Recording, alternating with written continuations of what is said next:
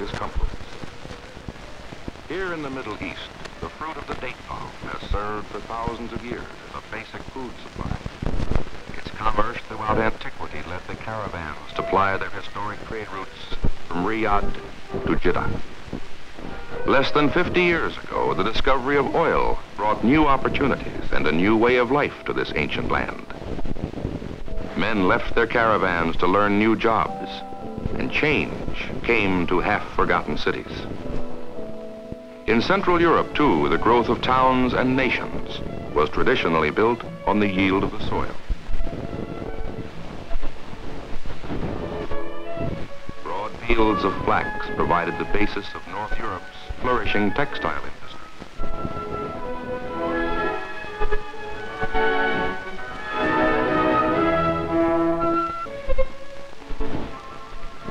Today, oil and natural gas have wrought changes, laying the basis for a new and higher standard of living throughout Europe.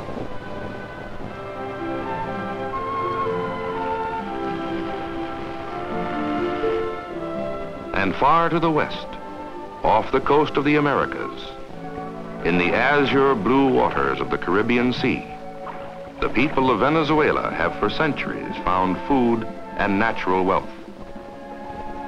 The oyster beds of the Margarita fisheries were rich with pearl oysters. Centered around these precious gems was the economic life of hundreds of villages, thousands of people.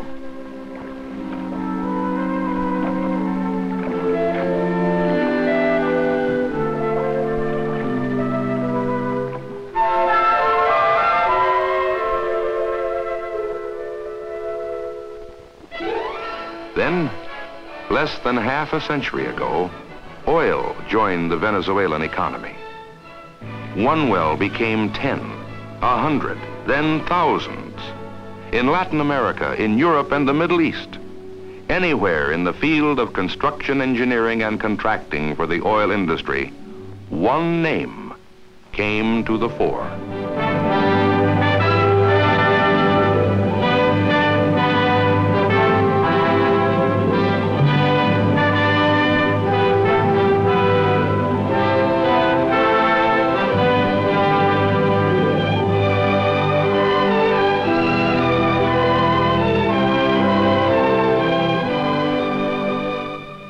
Few cities in the world have played a larger part in the development of the petroleum industry than New Orleans, Louisiana.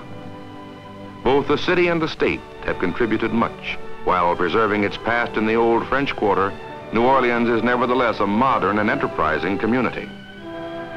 One of the city's largest and most dynamic business firms is the McDermott Company. With headquarters for field operations here in the Crescent City, it is a globe-spanning organization with oil engineering and construction interests in many parts of the world. Typical of its work is the Superior Oil Company of Venezuela's Flow Station No. 1 in Lake Maracaibo, which processes 55,000 barrels of oil a day.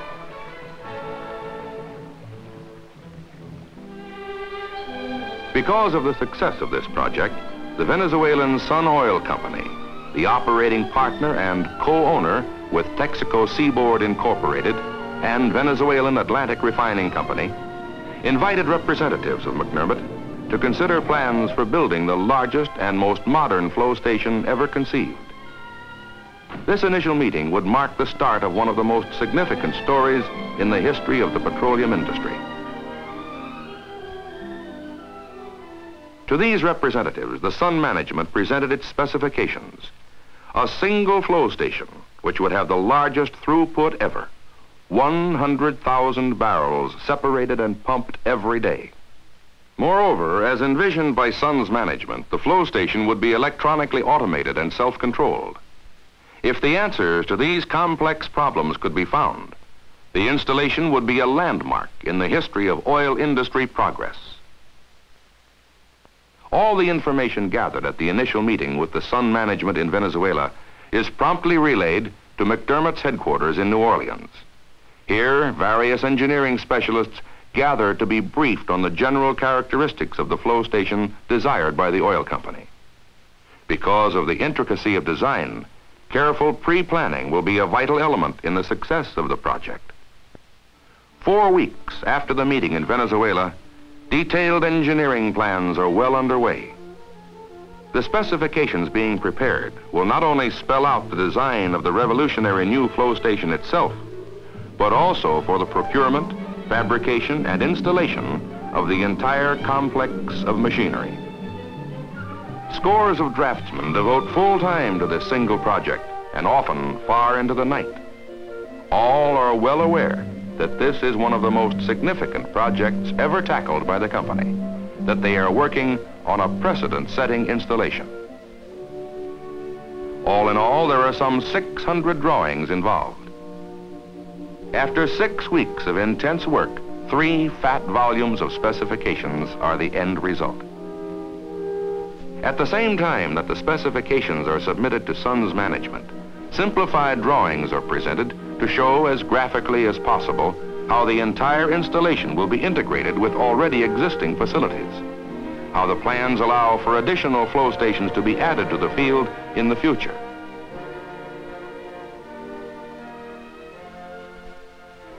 Erected on an aluminum structure, the electronically automated production flow station will be capable of handling 100,000 barrels of oil per day with only mechanical supervision. Simultaneously, a junction platform will be erected a mile away. This junction of the lines from the flow station is the takeoff point for the 35-mile pipeline to shore. Further, it was proposed to construct and install wellhead facilities on each well platform, to lay the flow lines from the wells to the station, to construct and lay the 14-inch gathering lines from the flow station to the junction platform, and to construct and lay the 35 miles of main 18-inch pipeline in 90 feet of water to the tank farm ashore. All in all, a monumental undertaking. After several additional meetings, when new refinements are discussed in the list of specifications, Sun gives McDermott the order to go ahead, to handle the entire project from the design and fabrication in the United States to installation at the work site in Lake Maracaibo. 7 days later, at the company's Bayou Buff plant near Morgan City, Louisiana, the fabrication of the aluminum structure is started. This large diameter aluminum pipe has been formed on the rolling mill from 3/8-inch flat plate here in the plant. The caisson, an integral part of the structure, will be built in similar fashion.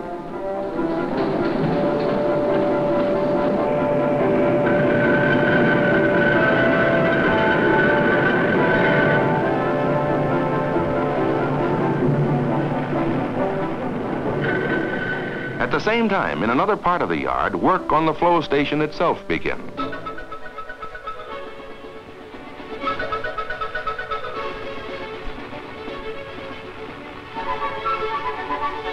Among the first pieces fabricated are the flanges for the risers, which will hook up with the flow lines of each well. Because of the thousands of parts and miles of wire to be incorporated in the giant piece of machinery, a finely drawn timetable is established to coordinate the installation of the various elements at the work site in Lake Maracaibo. Early the following spring, the first sections of the installation are ready for shipment to Venezuela, exactly on schedule. Among the first pieces of equipment shipped is the aluminum foundation, the underwater platform on which the flow station will rest. Contained in it is the caisson or surge tank, which will receive the oil from the separators. The caisson marks a great advance in flow station design. Being under the platform, with an opening in the bottom of the tapered cone, the oil in the caisson is supported by the waters of the lake, thus relieving the foundation of the weight of the oil. Days later at Maracaibo, the structure is ready for installation. The use of aluminum is a feature of McDermott's Venezuelan operations, making the company a leading fabricator of heavy welded aluminum structures. The highly corrosive water conditions found in Lake Maracaibo have plagued drilling and producing operations for 30 years. A few years ago, engineers of Reynolds Metals Company and McDermott worked together to design a deep water platform that would have the structural strength of steel and yet be completely corrosion resistant. The result?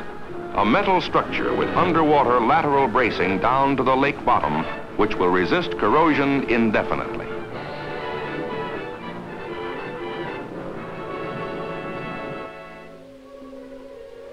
Here is the installation of the foundation, as it would appear from under the waters of the lake.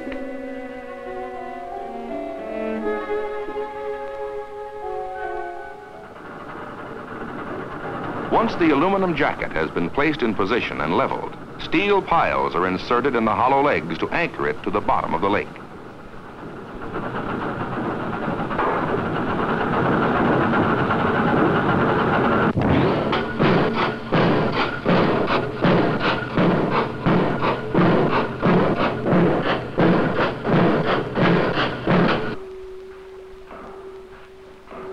At the same time, nearby, the marine pipeline crew is at work laying the 35-mile pipeline to shore. This is a job requiring a tremendous amount of heavy, specialized equipment. The pipe has been coated on shore with enamel to prevent corrosion, and then overcoated with concrete to eliminate flotation. These welders on foreign duty are a special breed, taking pride in every bead of every weld. As the lay barge is eased slowly ahead, the end of the line is submerged in the water of the lake. Because of the water depth and the weight of the pipe, a buoyant support 265 feet long is used to ease the stress in the pipe as the line is lowered to reach the lake bottom 90 feet below.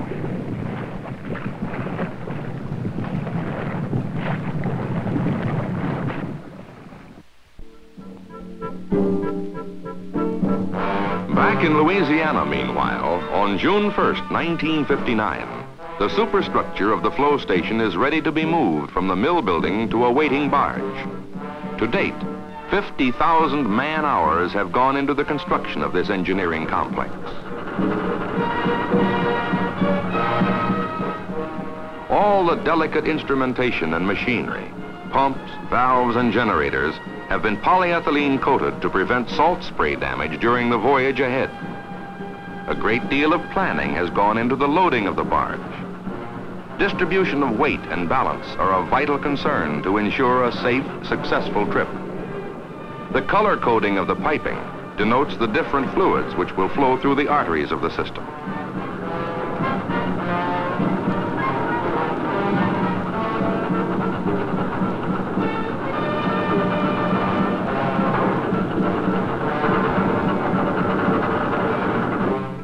The meticulous loading procedures have taken 3 days.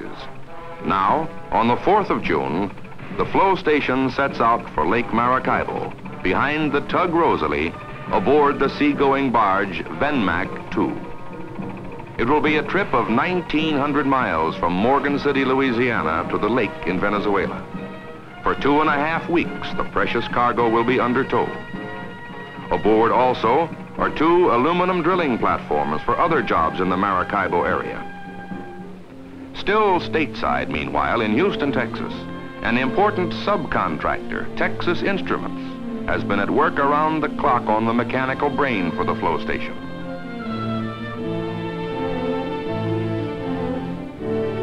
Frequent visitors to the Texas Instrument plant are McDermott engineers keeping abreast of the work in progress. As the completion date of the electronics instrument package nears, McDermott and Texas Instruments engineers, scientists, and technicians maintain close liaison.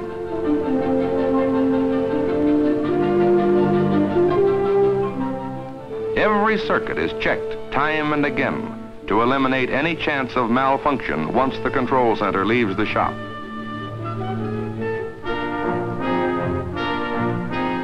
Thanks to the example of the best in present-day electronic controls, the entire sun installation at Lake Maracaibo will be controlled automatically and will have a central data gathering point on the junction platform. Finally, another piece of the complex mechanical puzzle has been put in place.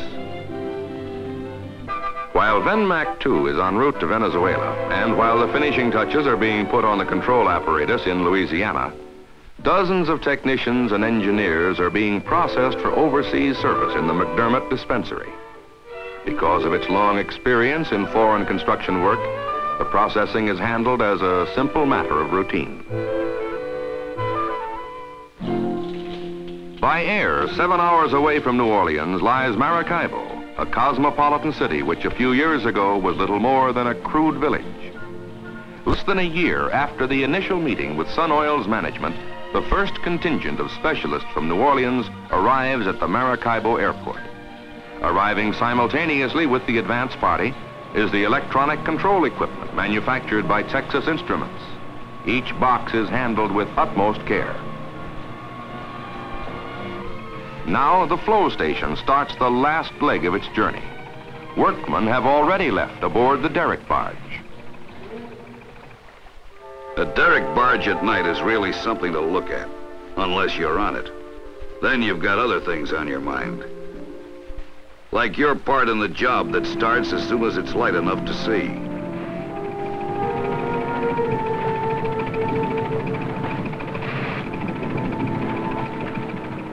That aluminum jacketed structure has been waiting there for us for a month.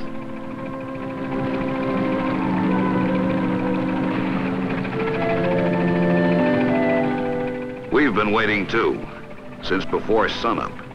Nobody sleeps late on a derrick barge.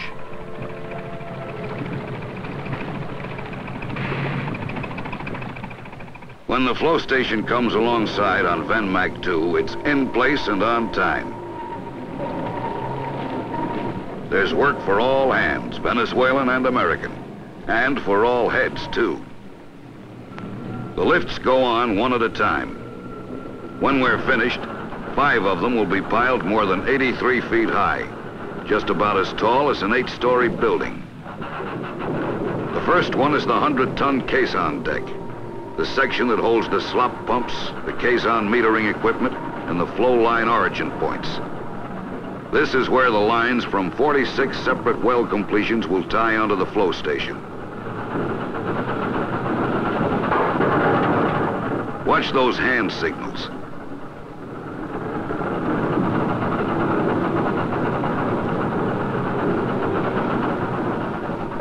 Every one has meaning to the barge captain who relays them through his own hand signals to the derrick operator, key man in one of the trickiest of all construction operations. No room for guesswork, no place for amateurs, no margin for error. Everything has to fit. The first lift always sets the pace, and it looks like we got off to a good start. The second lift is the pump deck section, number 2 level of the flow station. It carries the 8 De La Valle Emo pumps which will drive the oil into shore. They're powered by 8 Leroy gas engines. 2 other engines on the deck will drive generators of 150 kilowatts each. They're all gas engines, integral parts of the flow station system, using as fuel natural gas that is separated from the crude oil flowing through the station, or that will flow through the station once we get it put together.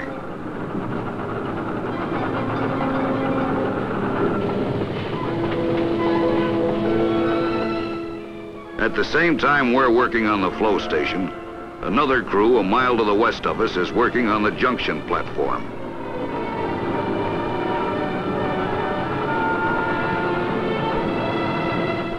This is where the pipeline carrying separated oil from the flow station will junction with the main line that carries it 35 miles to the tank farm on shore. After the platform is finished, it will have 2 more decks, with a warehouse for spare parts, living quarters for a maintenance crew, and a landing pad for helicopters.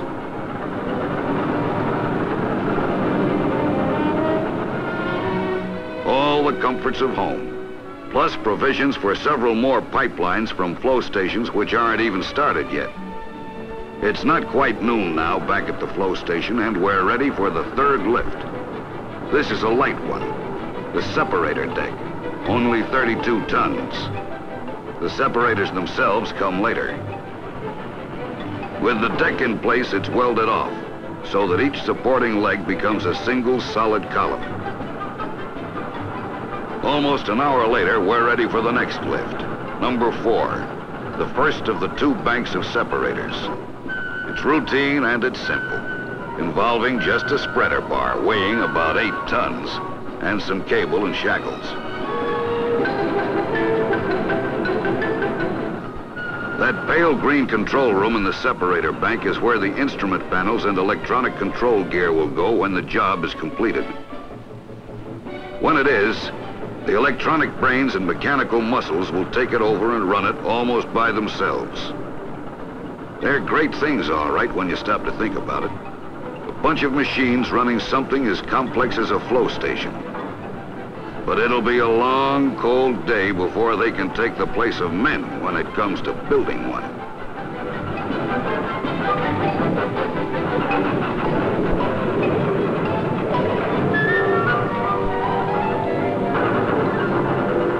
By the middle of the afternoon, we're ready for the 5th and final lift, the second separator bank. This unit houses the high and low pressure separators. The test separator is in this unit too. The special test system that can single out any one well and give it an individual performance checkout. Then after testing one well, it can move on to test the others, one after another, without disturbing the regular production of the other wells running through the other separators in the bank.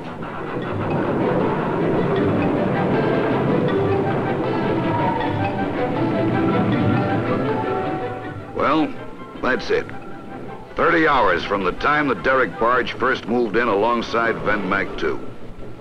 Less than a day and a quarter for a job that could have taken 3 or 10.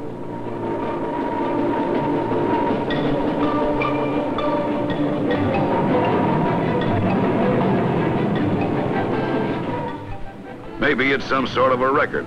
We don't know. We weren't working for a record. We were building a flow station. In any case, it's up and it's ready for the next step. And for the Texas Instrument boys who are right behind us.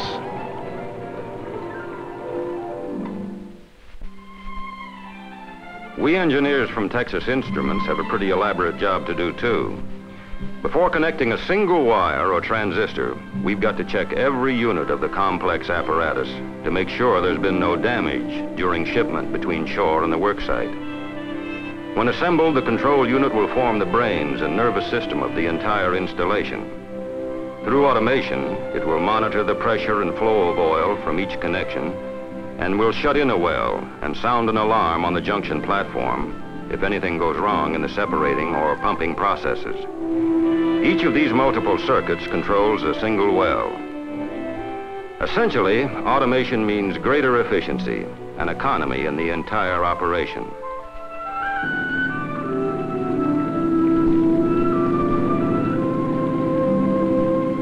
At the flow station, we finally unpack the electronic components for the control panels.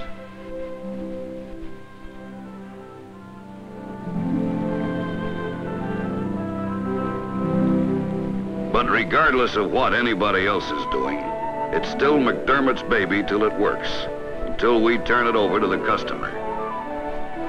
It's our electrical engineers who must examine all the circuits between the flow line control valves and master control, and who are responsible for okaying them.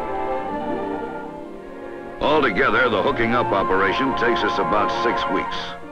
One bad connection, one badly adjusted valve, can throw the whole system out of kilter and start a chain reaction of trouble. There are more than 2,400 electrical connections to be tested, and something over 3,000 engineering checks that have to be made before we can start operating. Not counting checks and tests at the junction platform, that is. Tests here show us that all the valves are operating, and that they're set correctly to assure an even flow without a break from the flow station all the way ashore. The big moment, August 12th, 1959. But it's got to be a slow big moment. The job started February 1st, and it was finished on August 12th. 6.5 months from the start of construction to the opening of a working installation more than 1,900 miles from the fabrication shop back home. And it is a working installation. After 6 weeks of manual operation, handling 25,000 barrels a day. It will be ready to move into high gear for the automatic handling of 60,000. We Texas Instrument men have to make one final test, a check on the taped record of the flow station's performance, kept by the control center. After a prescribed length of time, the punched tape from the recording machine is picked up at the flow station for delivery to a translating machine ashore. Eventually, this hand-carried method will not be necessary. Soon, the memory unit or command will put itself on radio and broadcast its information to the data translating machine. The memory unit will transcribe information on one tape for 30-day periods. Temporarily, during these first test phases, the translating equipment is housed ashore in Maracaibo. The taped record is fed into a teleprinter, which types out production data for a day, a week, or a month. Vital information, once passed on by telephone, is now handled by electronics. The data processing machine reports figures compiled by our checkout engineers in the field. From separators to caisson, from pump deck to junction platform, the entire installation is functioning smoothly.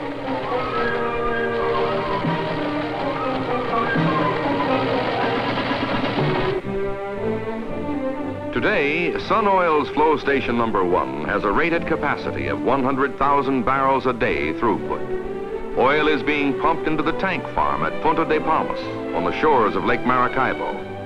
Tanks like these hold 180,000 barrels apiece.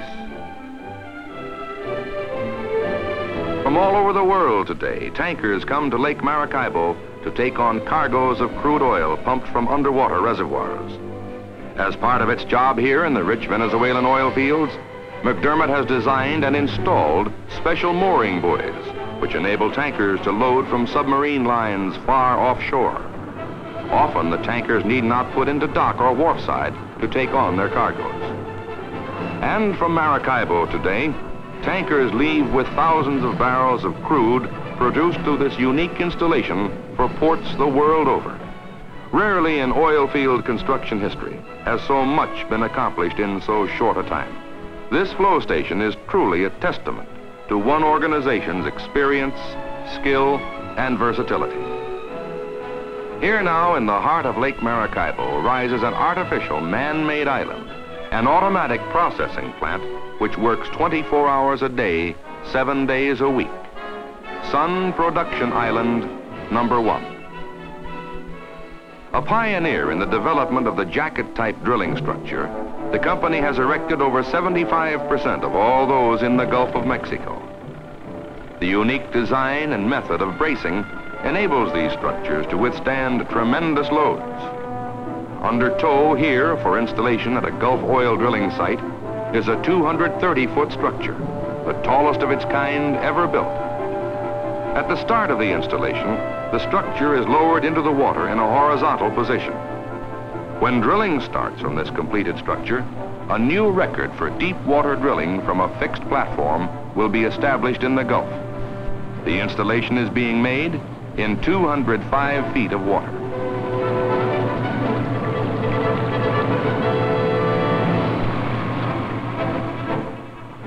The structure is rotated to the vertical position, and after piling is driven through the legs, installation of the drilling equipment begins. At the same time, in the Louisiana marshes, McDermott suction dredges are busy on inland drilling locations for many different companies. Far to the south in Argentina, work is underway on a long crude transmission line from the Comodoro Rivadavia oil field to the Atlantic coast. An additional 25 miles of 6, 8, and 10-inch gathering lines will be laid in this oil field for the Pan American Argentina Oil Company.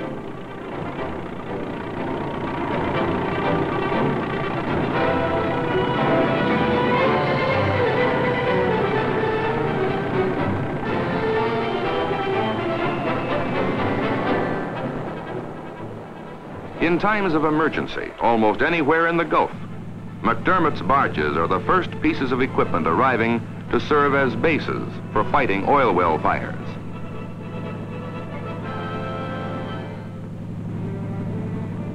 The company's engineering and contracting interests extend far beyond the oil industry.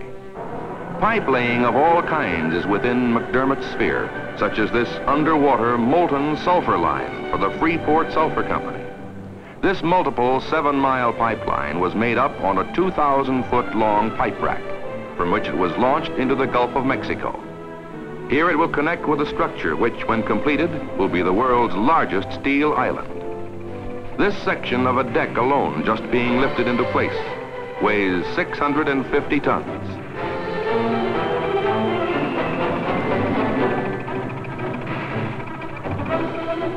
At any given time, the company's tugs and barges may be found heading for a variety of different work sites around the world. To the Persian Gulf off Iran for Pan American International. To the Gulf of Paria off Trinidad for Dominion Oil Limited.